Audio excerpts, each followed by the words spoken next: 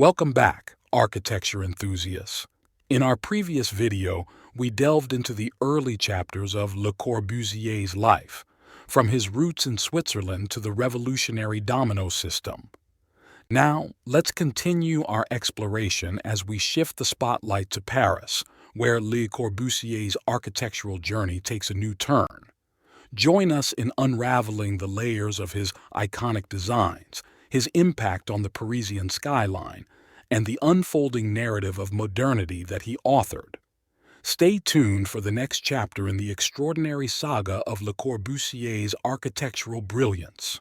As we were talking, leaving Switzerland behind, Le Corbusier settles in Paris, marking the beginning of a new chapter in his life. A crucial figure enters the scene: Ozenfant, a painter. In Corbusier's first studio in Paris, our protagonist is captured holding a Serbian vessel, alongside his elder brother Albert and Ozenfant. Fant, a character of significant influence, rekindles the young Jeannevet's aspiration to become a painter. Although Jeannevet had contemplated an artistic career before, he wasn't entirely certain. Influenced by Platinier, he initially pursued decorative arts and later architecture. However, the desire to pursue a career in the arts lingered. Ozenfant, the painter who convinces him, "You can be as good as me," and they embark on a journey of painting together. This is Le Corbusier's life in Paris, a solitary existence without known romantic partners. He frequents brothels and engages in drawing activities. He sketches pupils, sometimes with images that almost defy modesty, yet he harbors a great fascination for lesbian intimacy. There are dozens of his drawings, mostly from various brothels in Barcelona, Algiers, Buenos Aires, and Paris. This remains one of his obsessions, and he continues to lead a solitary life in that somewhat forlorn post-war studio.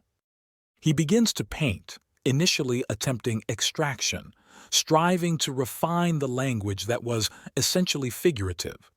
In this painting, La Semaine, from 1918, he experiences a retinal detachment, causing him to lose vision in one eye. From that point onward, Le Corbusier would have monofocal vision. To illustrate the impact, the iconic round glasses he wore, a symbol of the architect, were requested with a discount as he stated, "I only need a prescription for one eye."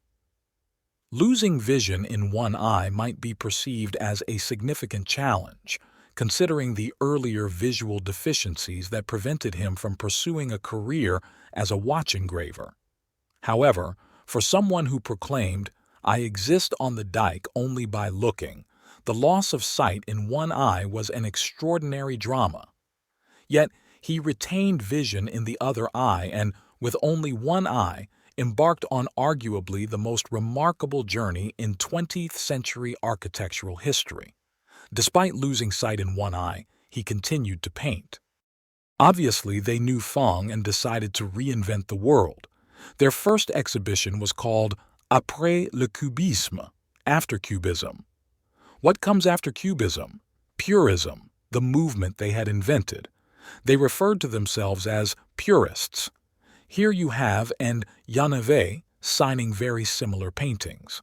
I am convinced that they saw themselves as Picasso and Braque inventing Cubism. Now, it was Ozenfant and Jeannevet inventing purism, working together, imitating each other, incorporating what the other had learned to simultaneously reconstruct it in their images.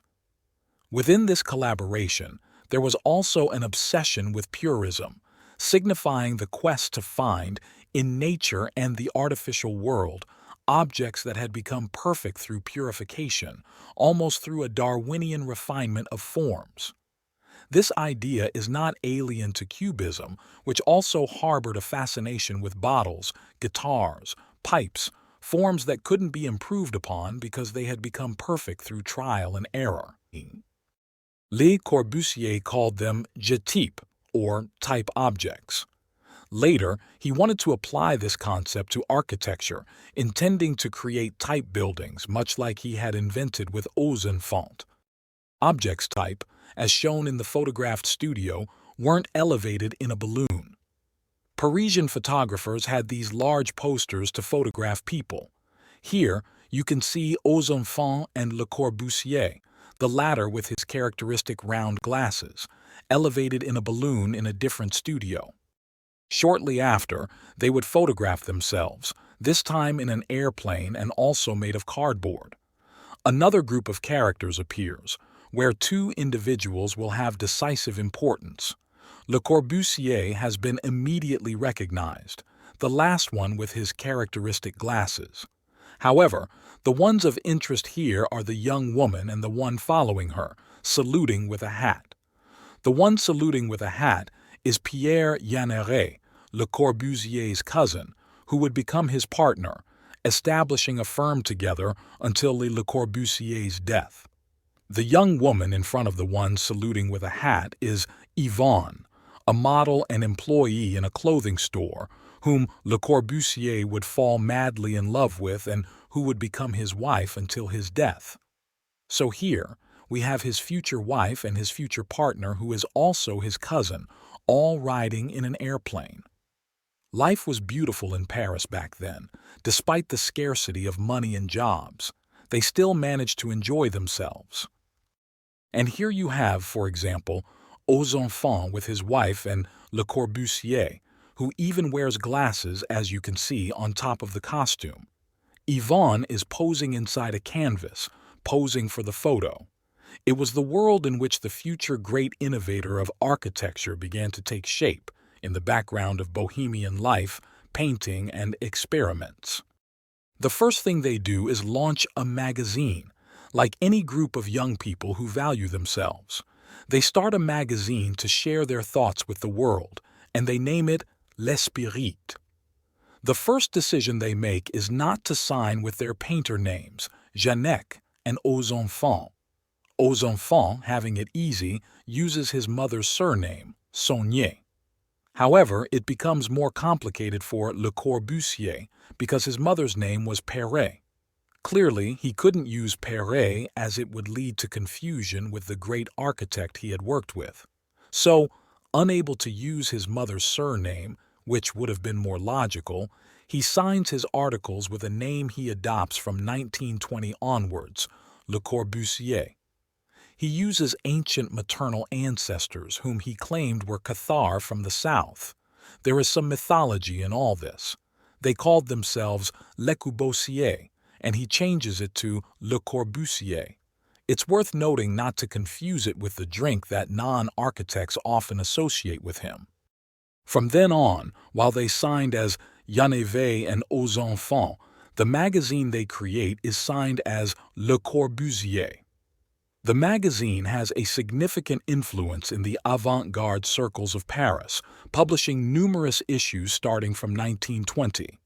It has a substantial impact on the avant-garde scene in Paris, and in 1923, Le Corbusier compiles the articles they had co-authored under.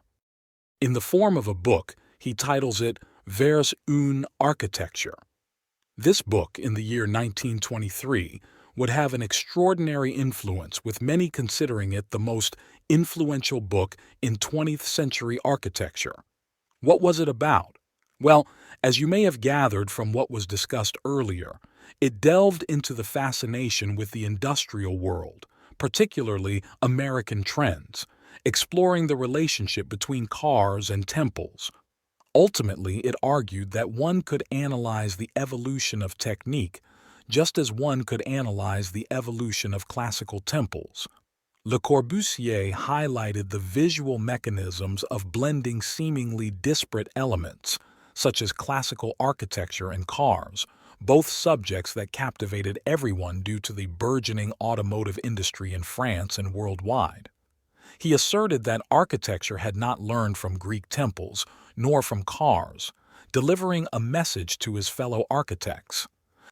These are, let's say, headings taken from Towards an Architecture that can provide you with an idea, albeit only episodic and very superficial, of the things that interested him. You can see how he blends images of the Acropolis, the Arc de Triomphe, along with images of planes, cars, and machines. It concludes with architecture or revolution, stating that revolution can be avoided. He believed that architecture could replace social transformations. The architecture he dreams of is extracted from the ancient world, not its classical rhetoric, but rather the cornices, the pediments, the garlands, and so on. The geometry that underlay the great ancient world. For example, this is one of the images he publishes on the right in his complete works, a work that he begins to publish, aware of its importance from then on. In the first volume, covering from 1910 to 1929, and then the 8 volumes of the complete works, all architects have them in their offices because they are like the sum of architecture. They contain all the formal inventions that Le Corbusier came up with generated in a life of production. But already in the first volume, and aware of the importance it will have, he says, "My architecture is simply to extract, with this drawing, ancient Rome, this geometry of cylinders, pyramids, cubes, prisms, spheres that underlies this architecture and we don't see. We are going to make architecture that has that geometric condition, and we are going to make it knowing that when we abstract it at the same time, we are modern and very ancient. We maintain continuity with what preceded us." And with his cousin Pierre Janivet, he founds his office in 1922. Or his cousin, the one you see here, playfully boxing on a beach years later, and the first project. One very important in his life would be the Maison Citrohan, because he called it Citrohan, which seems like a play on words with Citroën, the car brand. He said, "I am going to make houses the same way cars are made." So he invents this Maison Citrohan, which you see here, absolutely abstract with flat roofs. The intention was for it to multiply, to be produced similarly to how vehicles are on an assembly line. Of course, he talks with car manufacturers, and many of his urban plans in the end are financed by car manufacturers. First, because the city he dreamed of was based on the automobile, and second, because these houses could be mass-produced just like vehicles. He was convinced that car manufacturers were great heroes of culture, and architects were archaic figures that needed to be replaced if they couldn't learn from manufacturers. However, he only dreams and thinks about building the Maison Citrohan. He doesn't actually construct it. What he does build in Paris is one significant work for his friend Ozenfant, a house and studio. He already conceives it with regulating lines, the same regulating lines used by Palladio to create his villas. Thus, he employs classical mechanisms as seen in these diagonal lines that establish proportions with the golden ratio, etc. He attempts to apply the compositional mechanisms of classical architecture to a more contemporary architecture. And for his friend Ozenfant, he creates this piece, which would be his first building in Paris. Positioned on a corner, it's a small structure with a spiral staircase. The house is on top, logically, and the studio is illuminated by those skylights with sawtooth edges, providing an industrial appearance that is absolutely fitting for a painter's studio. Furthermore, this studio of Ozenfant encapsulates what will become Le Corbusier's later architecture. All the white villas he will create from this point onward originate from this laboratory supplied by Ozenfant. The white villas represent, without a doubt, his initial significant effort to synthesize a different architecture from the previous one, an architecture of rupture from the Academy, breaking away from classicism. However, Le Corbusier argued that his classicism was more authentic. He saw himself as more classical than the academics who, he believed, misunderstood classicism, thinking it was only about garlands and moldings. For him, classicism involved regulating lines and the pursuit of essential geometry. Hence, this house, according to him, is genuinely classical. Continuing, Le Corbusier then built what would be the first of the villas, La Roche-Jeanneret. You might wonder why it had 2 names. Well, that's because it was for two owners, Raoul Laroche, a Swiss banker and art collector, and his own brother Albert, who had just gotten married and needed a house. They managed to buy a challenging plot in a difficult dead-end street. Le Corbusier conducted many experiments, as seen in one of the trials, to design the villa. In the end, he constructed an extraordinary house where the mature Le Corbusier's work is often perceived as cubist. This perception arises from the abstraction of planes and elemental volumes, showcasing a house that combines modernist principles with a cubist aesthetic. This house is immensely significant in Le Corbusier's body of work. It served as a space for the banker, Raoul Laroche, to showcase his art collection. Simultaneously, another section of the house was designed for his brother Albert. Today, this house houses the Le Corbusier Foundation, as Raoul Laroche generously donated it many years later when the architect had passed away. The house is crucial because, unlike Ozenfant's studio, which justified its large double-height space and industrial-style glass windows, this was a residential building with a representative purpose. Le Corbusier found clients in this Swiss banker and his brother. In the beginning, like the careers of many young architects, clients were often family members, parents, brothers, friends, or relatives of professors like Le Platini. However, things were about to change. Once he described how the villa was, Le Corbusier moved on to invent what he called the domino house. This is taken from an advertisement.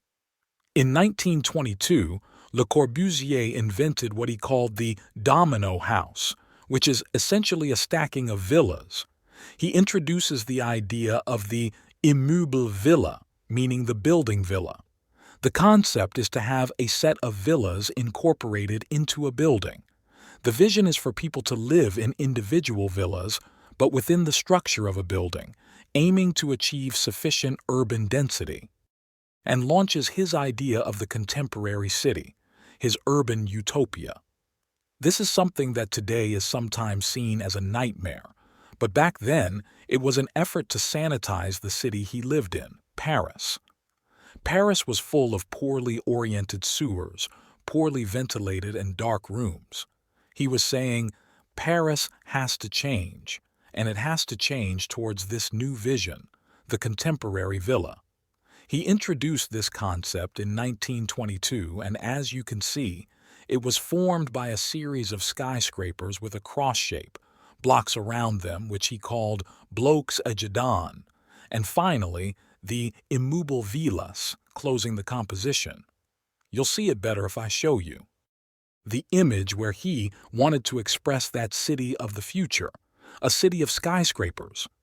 He dreamt of skyscrapers his entire life but never built one. The architect who did the most to advocate for the city of the automobile and skyscrapers never managed to build a single skyscraper in his entire career. However, he dreamed of many. Shortly after, in 1925, he took a new turn and moved from the contemporary villa to the Plan Washam. He called it Washam because it was financed by a car manufacturer named Washam. Once again, he envisioned a city with colossal towers. Here, he proposed a city with colossal towers and linear blocks where these immeuble villas, apartment villas, were clustered. He still included them in the Pavilion of the Esprit Nouveau, which was financed by Washam, at the 1925 Paris exhibition where the aerodynamic style became fashionable. He made this extraordinary pavilion because it's like an effort to create a fragment of that urban utopia. He said, "This is how the houses of the future can be." The pavilion reproduced one of those houses that, when stacked and multiplied, would give rise to that colossal city. This is the interior of the pavilion where he wanted to convey to visitors from 1925. He said, "This is the future world. This is how you will live. You will have this type of furniture, these types of spaces, and even this kind of decoration." As he demonstrated with the paintings of his friends, in this case, Leye, Finally, after so much theorizing, he built a small neighborhood. Also for another car manufacturer in Pessac near Bordeaux, they called it the Modern Quarter, the Modern Neighborhood. And here you see it, the year 1926 on the day of the inauguration, with these gentlemen still, of course, with that appearance, right, of France in the 1920s. However, these images, of this white architecture with boat railings, with that image of the future, I bring all the images from the originals of Le Corbusier, which is why sometimes you'll see things like these little lines or these markings. These were the marks he made for publication because he was obsessed with multiplying everything he did. He published everything, Inspire and Boo in books. He wrote many, around 40 or 50 books, and he prepared the photos for all the books, specifying how they should be cut and the size they should be displayed. The Foundation still preserves the originals with the marks that Le Corbusier made to indicate where they should be cut and at what size they should be displayed.